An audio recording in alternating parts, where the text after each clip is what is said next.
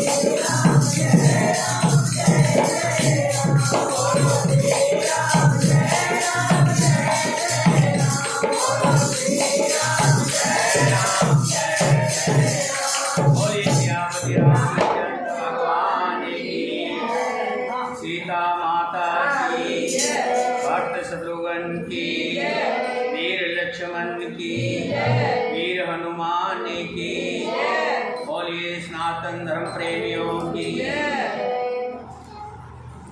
धनुष टूटा तभी परशुराम जी आए और आकर के जब देखा कि मेरे गुरु का धनुष किसने तोड़ा है, राजा जनक से कहने लगे, हे राजा जनक, सही सही बता कि ये धनुष किसने तोड़ा है। जिसने भी इस धनुष को तोड़ा है, राजाओं की पंक्तियों में से अलग करके यहाँ आ जाए, नहीं तो सभी राजा मारे जाएंगे। और हे जनक, जहाँ तक तेरा राज्य है वहाँ तक की भूमि को पलट दूंगा। राजा जनक भयवश डरते हुए कुछ नहीं कह रहे, और जितने भी राजा आए हुए थे सबकी घीघी बन गई है, कोई कुछ नहीं बोल रहा। सब सोच रहे हैं अब यहाँ से बच करके निकल जाना चाहिए, खिसकने का मौका देख रहे हैं। जब मुनि को, परशुराम जी को ज़्यादा ताव में देखा तो भगवान श्री राम जी कहने लगे कि आपका कोई दास होगा, हे मुनिवर, आपका ही दास होगा जिसने धनुष का भंजन किया है। परशुराम जी कहने लगे, धनुष तोड़ने वाला मेरा कभी भी दास नहीं हो सकता, वो तो सहस्त्र बाहु के समान मेरा शत्रु है। तभी लक्ष्मण जी कहने लगे कि बचपन में हमने बहुत सी धनुकुड़ियों को तोड़ा, तब तो आपने कभी गुस्सा नहीं किया, लेकिन आज ये बोधा गुण लगा हुआ धनुष, सालों पुराना धनुष टूट गया तो आप इतने क्रोधित हो रहे हैं। इस धनुष पर लगता है कि कोई विशेष ही ममता है।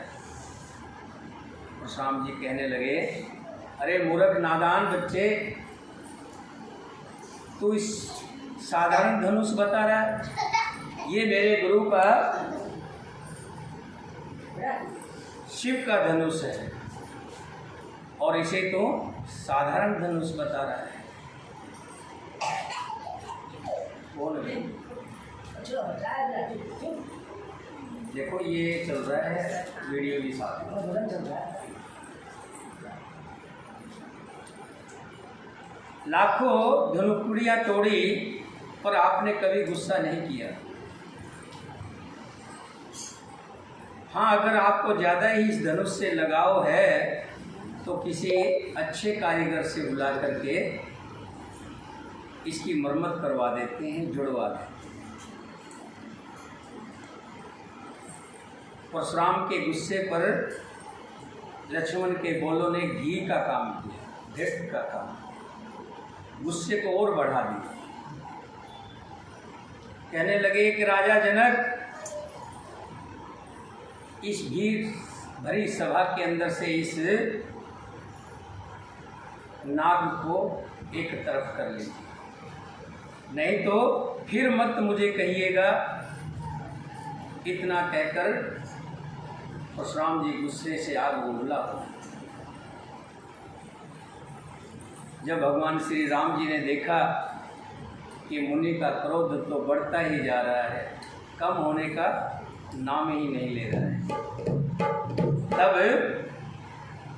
कहने लगे, राम कहो रिस तजो मुनीसा, कर कुठार आगे यह सीसा। जय रिस जाय करो सोई स्वामी, मोय जानो आपन अनुगामी। हे भगवान, लक्ष्मण का इसमें कोई भी दोष नहीं है। जो कुछ भी दोष है सो हे स्वामी मेरा है, और जो दंड देना चाहते हो वो मुझे दीजिए। ये सिर आपके सामने रखा है, जो आप आज्ञा करें वही करें। यही जिस जाए करो सोई स्वामी, मोहे जानो आपन अनुगामी। मैं आपके चरणों का दास हूँ, जो आप करना चाहे कर लीजिए। प्रभु सेवक समर कस, तजो विपर पुर रोस। बेस विलोक कहस कुछ, बाल कहूँ नहीं दोष दिया।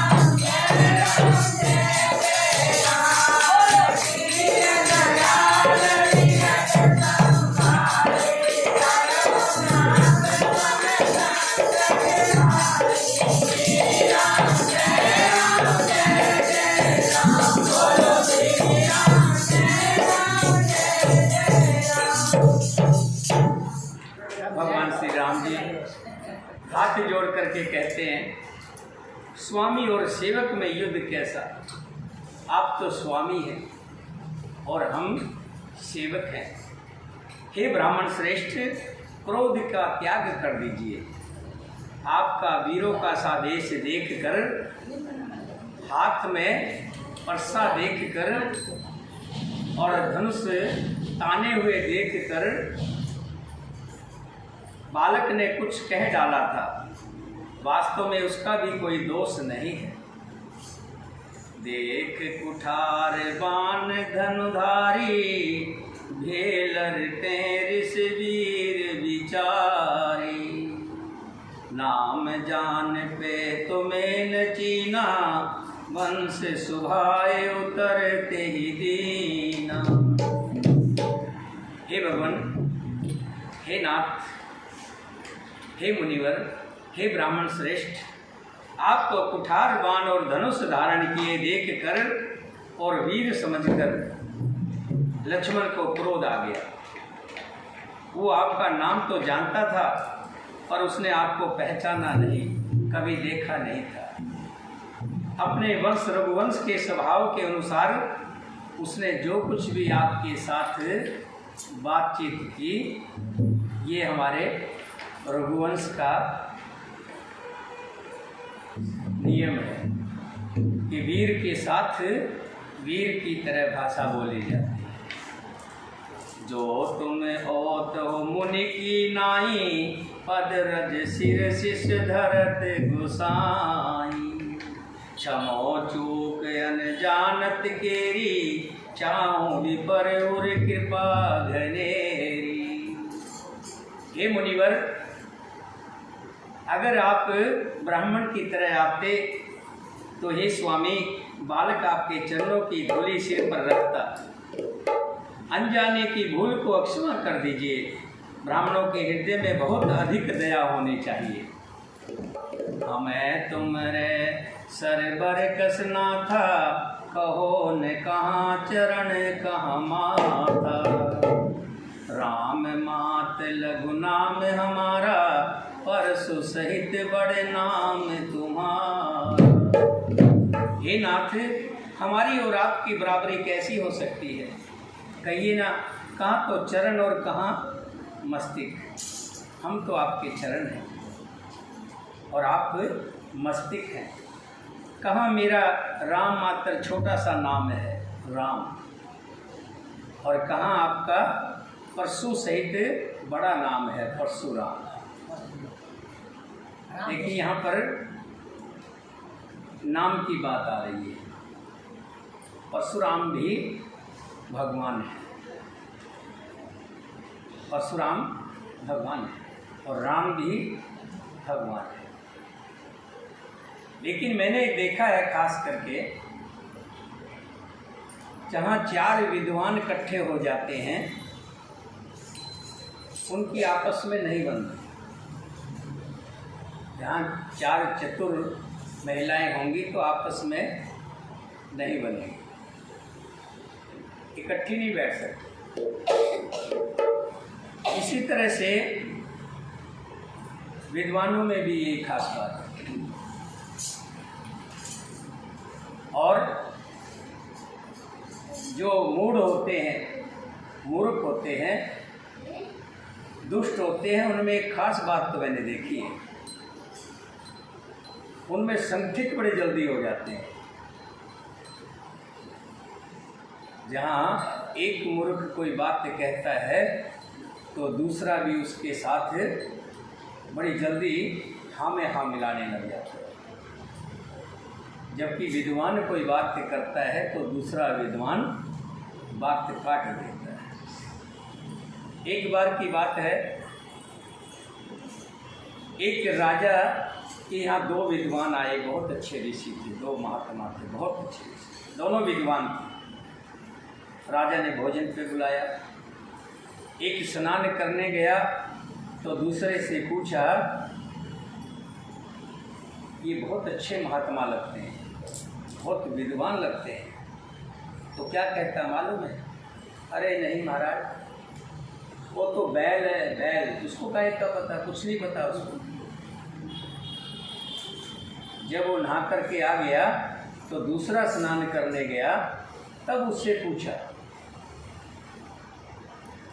कि बड़ा ज्ञानी है वो, बहुत जानकारी है उसके पास। अरे नहीं महाराज, कुछ नहीं, वो तो निरा घोड़ा है, घोड़ा। दोनों नहा करके आए, खाना लगा दिया। खाना क्या लगाया? दोनों के आगे घास रख दिया। राजा ने दोनों के सामने घास रख दी। तो कहने लगे, महाराज क्या आप हमारी बेइज्जती कर रहे हो, हमारा अपमान कर रहे हो? ये कोई खाने की चीज़ है, पशुओं की खाने की चीज़ है? कहने लगा, भाई मेरी कोई गलती नहीं, आपने ही कहा था ये घोड़ा है तो मैंने घोड़े ही जैसा खाना रखा, और आपने कहा था बैल है तो मैंने बैल के जैसा। तो ये मैंने खास करके जो ज़्यादा विद्वान होते हैं उनको देखा है, आपस में बहुत कम बनती है। यहाँ भगवान भी राम हैं और राम परशुराम भी भगवान है, दोनों में कोई कम नहीं है। दोनों ही। लेकिन राम जी क्या कह रहे हैं, हे प्रभु मैं तो बहुत छोटा, मेरा नाम है राम, और तुम्हारा नाम बहुत बड़ा है कि तुम्हारे नाम के साथ परशुराम लगा है, और इसी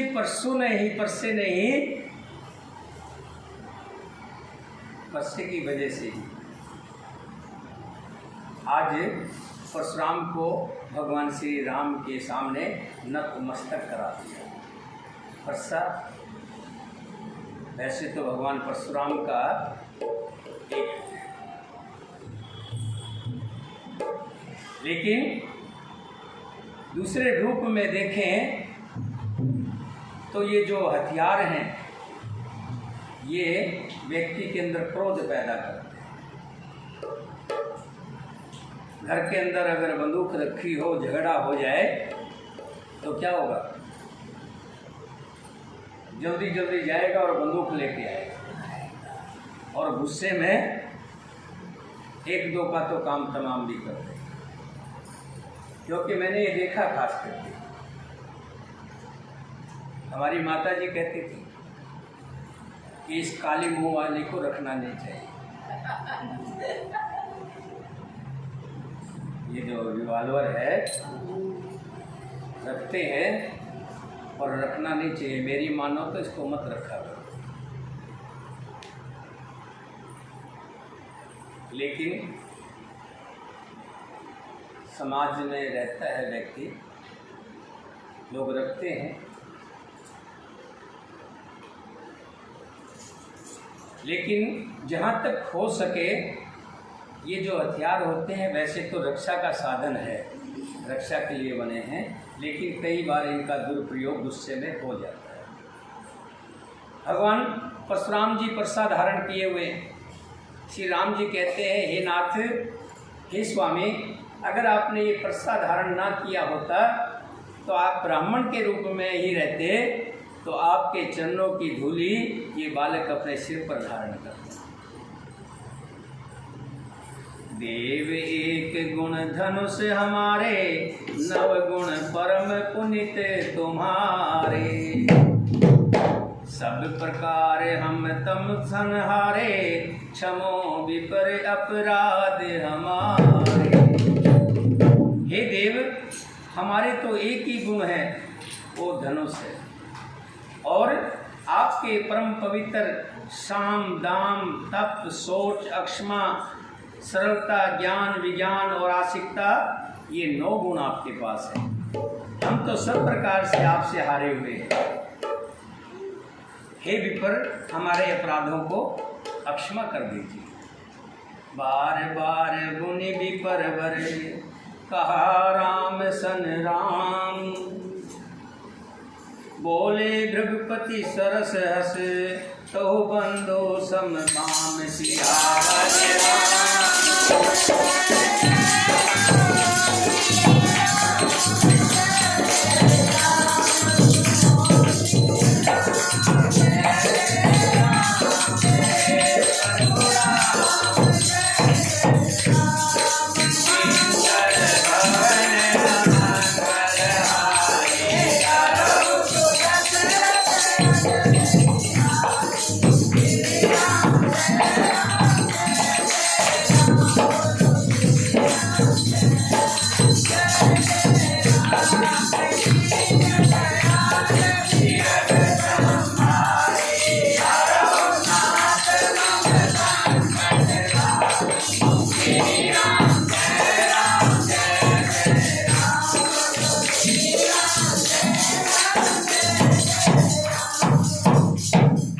जब बार बार श्री राम जी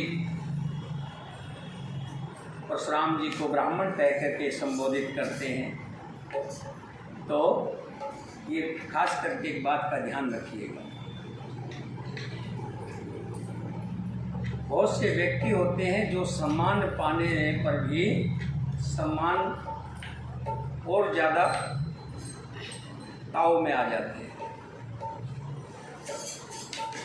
किसी को सम्मान दो तो उसके भाव बढ़ जाते हैं। भगवान तो सरलता से, सरल वाणी से कह रहे हैं, लेकिन परशुराम जी, श्री रामचंद्र जी ने परशुराम जी की बार बार मुनि और विप्रवर कहा। तब भृगुपति परशुराम जी कुपित होकर अथवा क्रोध की हंसी हंसकर बोले, तू भी अपने भाई के समान टेढ़ा है, तू मुझे निरा ब्राह्मण ही समझता है। मैं जैसा विप्र हूँ तुझे सुनाता हूँ मैं कैसा पंडित हूँ। धनुष को, शत्रुआ बाण को आहुति और मेरे क्रोध को अत्यंत भयंकर अग्नि जान। तुम मुझे निरापरा ब्राह्मण मत समझ। समिध सेन चतुरंग सुहाई, महामयीप भय पशु आई।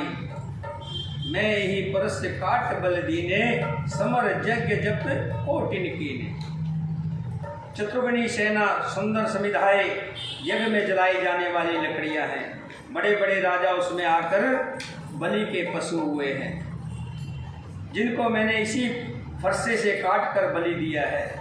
ऐसी करोड़ों जप युक्त रण यज्ञ मैंने किए हैं। अर्थात जैसे मंत्रोच्चारण सोहक शब्द के साथ आहुति दी जाती है, उसी प्रकार मैंने इस फरसे से राजाओं को काटा है। मोर प्रभाव विदित नहीं तोरे, कोलस निदर विपर के भोरे। भंजऊ चाप दाप बड़बाड़ा, अहमिति मनोजीत जग ठाड़ा। मेरा प्रभाव तुझे मालूम नहीं है, इसी से तू ब्राह्मण के धोखे मेरा निरादर करके बोल रहा है। धनुष तोड़ डाला, इससे तेरा घमंड बहुत बढ़ गया है। ऐसा अहंकार है मानो संसार को जीत कर खड़ा है। राम कहा मुनि कहूँ विचारी, ऋषि अति बड़ी लघु चूक हमारी। छोटत टूट पिनाक पुराना, मैं के हेतु करूँ अभिमान। श्री राम जी ने कहा, हे मुनि विचार कर बोलिए, आपका क्रोध बहुत बड़ा है और मेरी भूल बहुत छोटी सी है। पुराना धनुष था, छूते ही टूट गया, मैं किस कारण अभिमान करूं? इसमें मेरा क्या बड़ाई है, मेरा क्या पुस्तात्व है? मैंने तो जैसे ही हाथ लगाया छूते ही टूट गया। जो हम निदर विपर बदी, सत्य सुनो भृगुनाथ। तो वस को जग सुभट जी, भैवस नाथ वह माथ सियावर।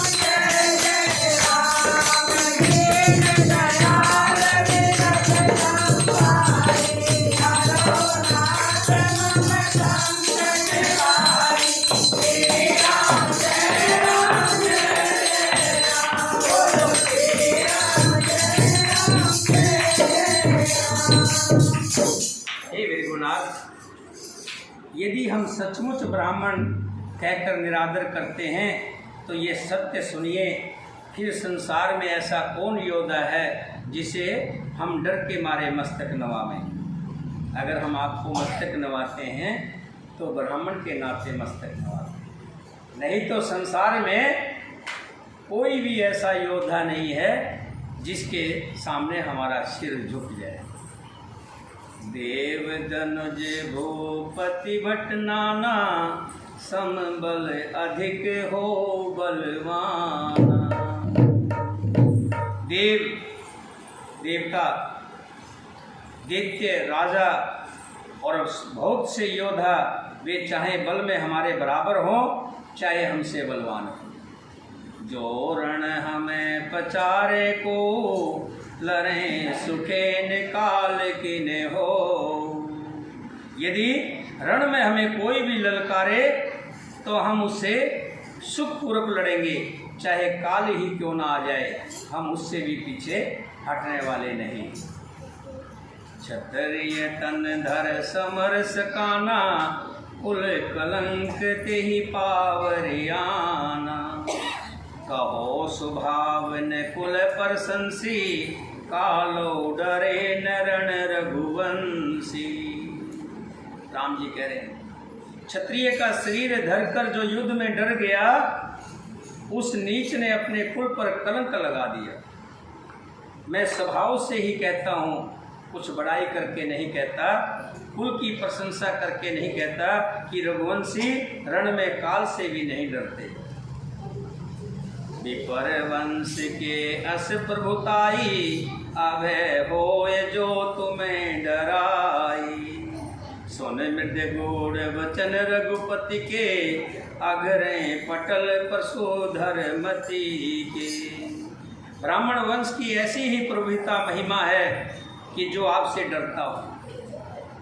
हम ब्राह्मणों से डरते हैं, संतों से डरते हैं, लेकिन अगर कोई सूरवीर हमारे सामने आता है तो हम उनसे कदापि नहीं डरते। ये सबसे निर्भय हो जाता है, अथवा जो भयभीत होता है वो भी आपसे डरता है। श्री रघुकुल जी के कोमल और रहस्यपूर्ण वचन सुनकर परशुराम जी की बुद्धि के पर्दे खुल गए। राम रमापति कर धन लेहु, खेचहु मिटे मोर संदेह। देत चाप आपो चली गयो, परशुराम मन विष में भय। परशुराम जी ने कहा, हे राम, समझ गए, परशुराम जी जान गए कि ये साक्षात भगवान विष्णु का अवतार है। कहने लगे, हे राम, हे लक्ष्मीपति, धनुष को हाथ में, अथवा लक्ष्मीपति विष्णु का धनुष लीजिए और इसे खींचिए, जिससे मेरा संदेह मिट जाए। परशुराम जी धनुष देने लगे, तब वो आप ही चला गया। धनुष देने लग रहे हैं, धनुष अपने आप ही भगवान के हाथों में चला गया। परशुराम जी कह रहे हैं, ये क्या कर रहे हो? राम जी के पास इतनी जल्दी क्यों कर रहे हो जाने की? हैं? रुक जाओ, धीरे धीरे जाना। लेकिन धनुष कहते हैं, राम को मेरी जरूरत नहीं है, मुझे राम की जरूरत है। इसे मुझे राम की। जाना राम प्रभाव तब, पुलिक पुलपित गात। जोर पान बोले वचन, हृदय न प्रेम अमात। सियावर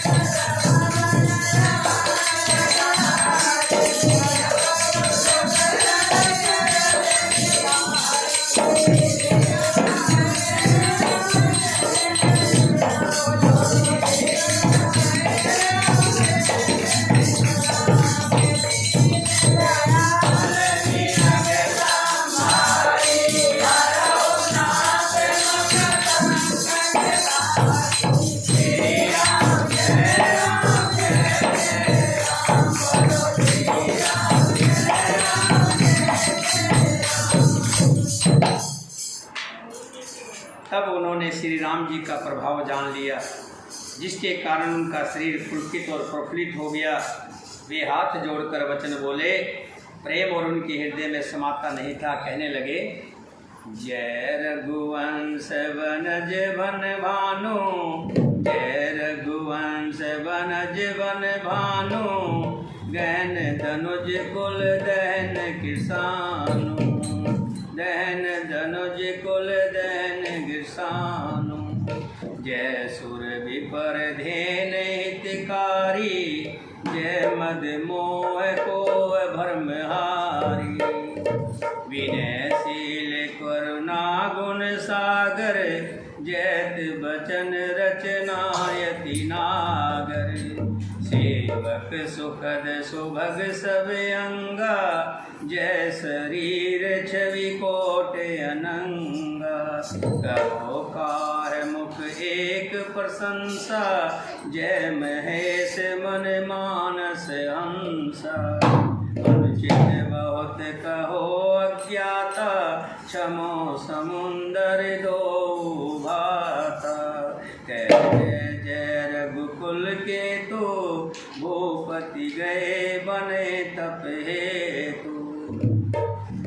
भगवान श्री राम जी के सामने परशुराम जी कह रहे हैं, हे रघुकुल रूपी कमल वन के सूर्य, हे राक्षसों के कुल रूपी घने जंगल को जलाने वाली अग्नि, आपकी जय हो।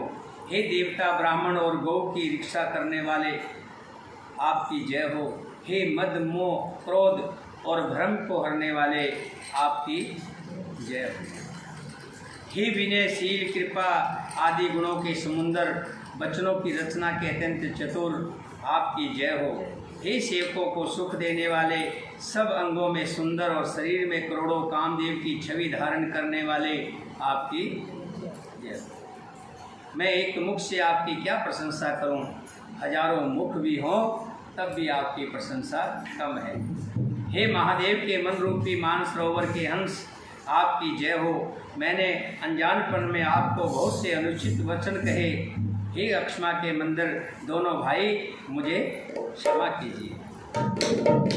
हे रघुकुल के पताका स्वरूप श्री रामचंद्र जी, आपकी जय हो, जय हो, जय हो।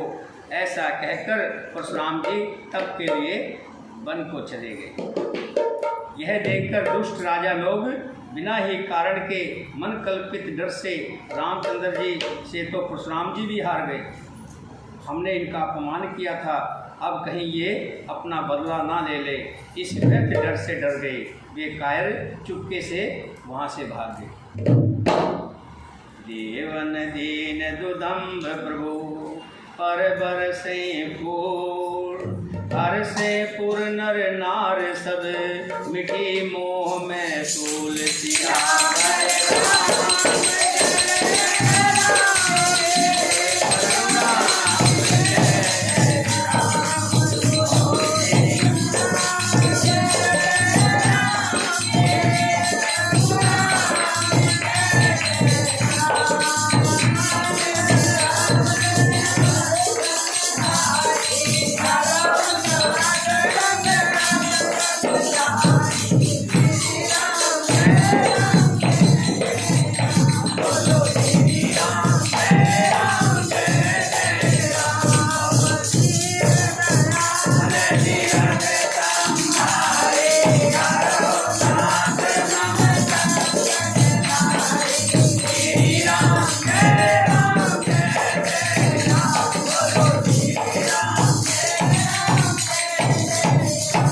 देवताओं ने नगाड़े बजाए, वे प्रभु के ऊपर फूल बरसाने लगे।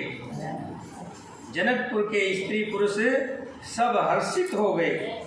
उनका मोह में अज्ञान से उत्पन्न शूल मिट गया। हाथी गह गह बाजन बाजे बजरे, सबई मनोहर मंगल सजरे। जोत जोत मिले सुमुख सुनैनी, करें गान कल को कल बैनी। खूब जोर से बाजे बजने लगे। सभी ने मनोहर मंगल साज सजे। सुंदर मुख और सुंदर नेत्रों वाली तथा कोयल के समान मधुर बोलने वाली स्त्रियां झुंड के झुंड मिलकर सुंदर गान करने लगी। एक भजन गाता रात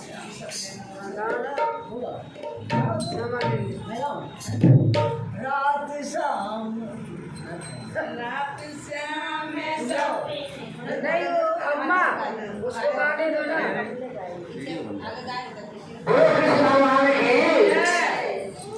रात शाम सवेरे में आयो,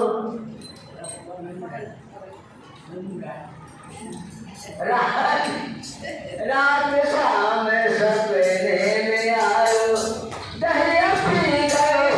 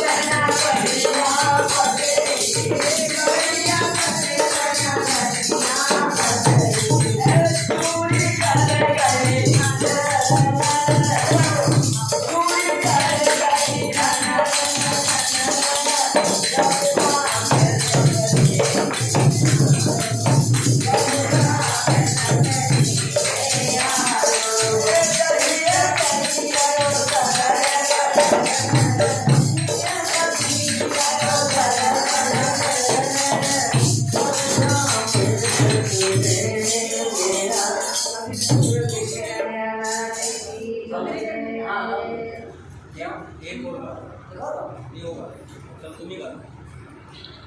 भगवान की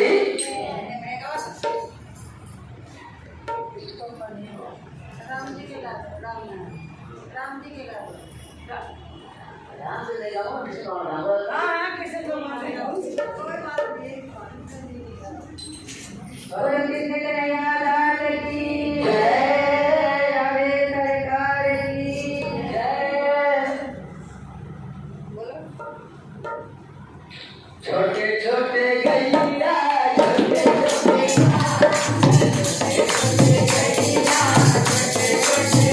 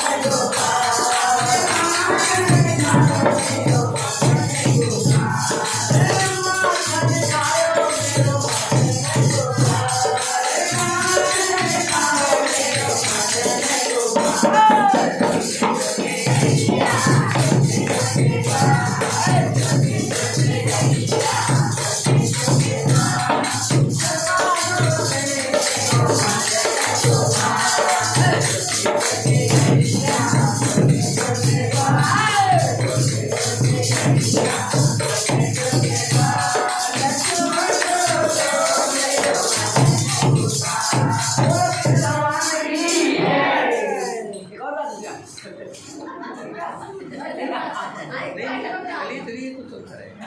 अच्छी बात है। आनंद आ रहा है, आनंद आ रहा है। अच्छी आनंद आ रहा है। बताइए जाइए। माता ढीली को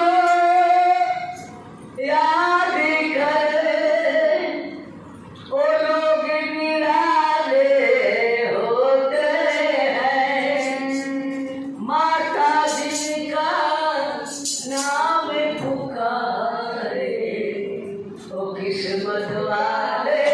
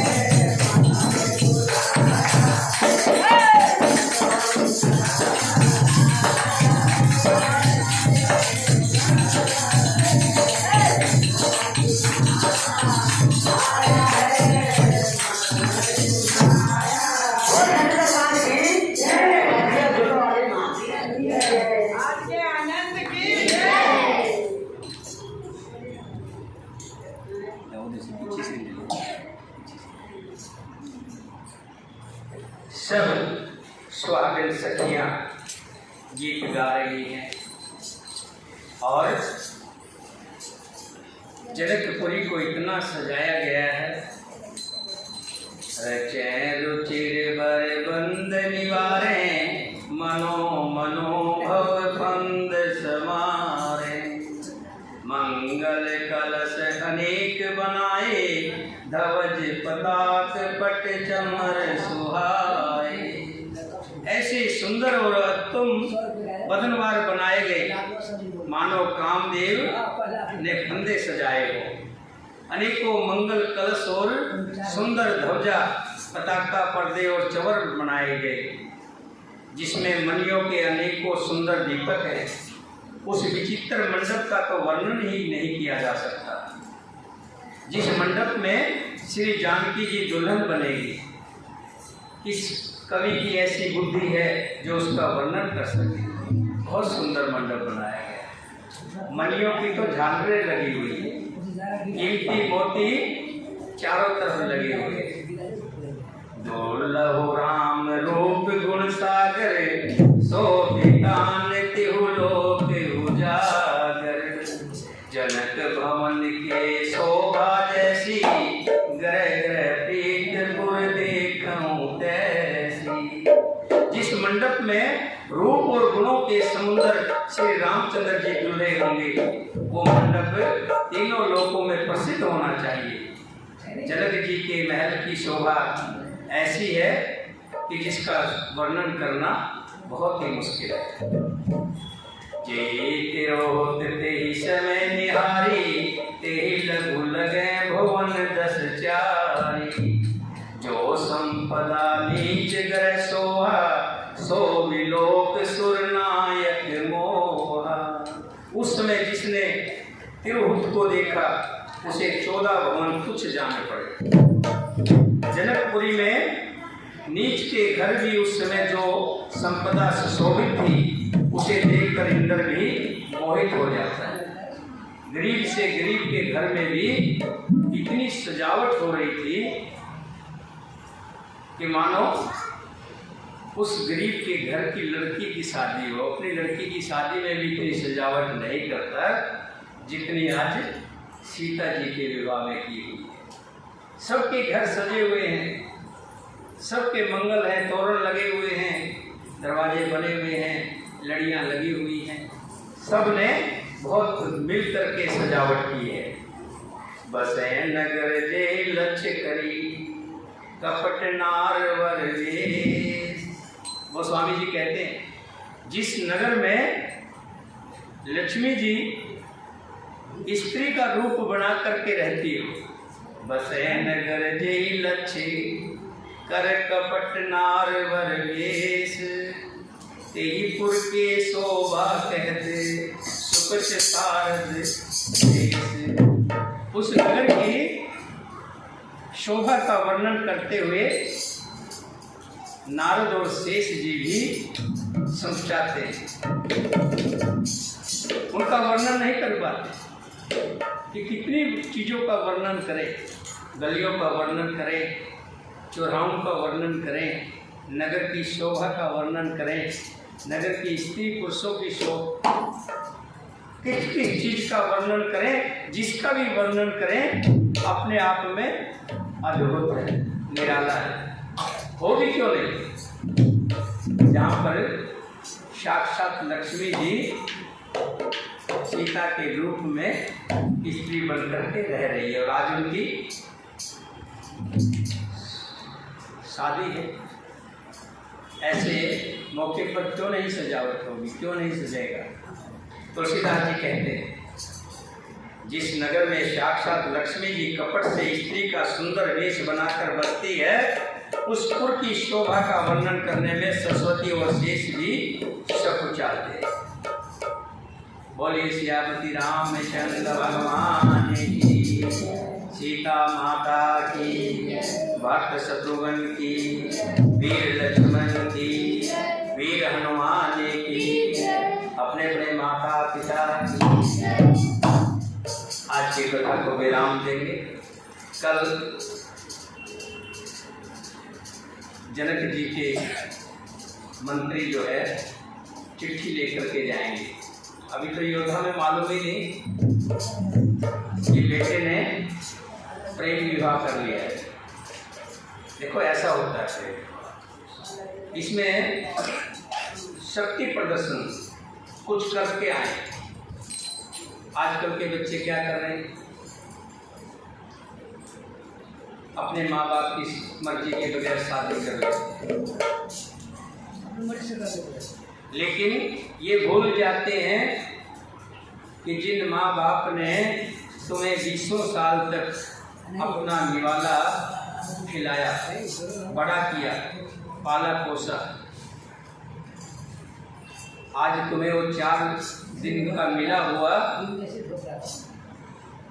आज वो तुम्हें प्यारा हो गया, माँ बाप दुश्मन हो गए।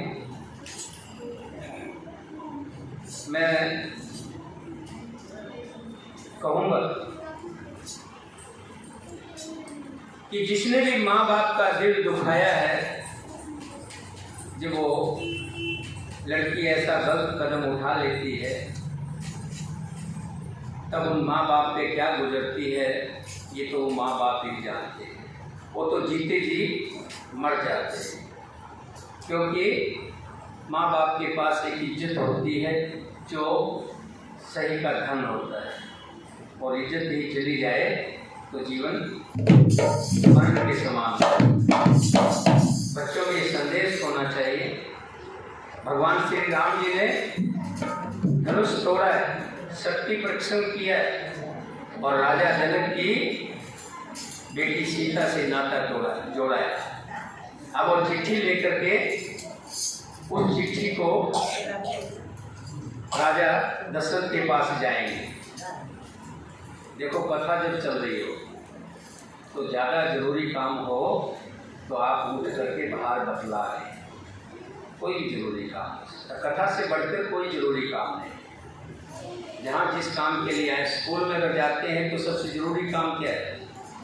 पढ़ाई। अगर हम पढ़ाई के बीच में अगर कोई भी किसी तरह का विघ्न आता है, रुकावट आती है, तो ध्यान परिवर्तन होता है, कथा सुनने वालों का भी और कथा कहने वाले। कोई ज़्यादा ज़रूरी काम हो जाए, कभी कभी हो जाता है, इमरजेंसी काम हो जाता है, तो उसके लिए सीधा सा है, धीरे से अपना वहाँ से उठे और बाहर जा करके दूसरे को भी उठा लें, वहाँ जा करके अभियान।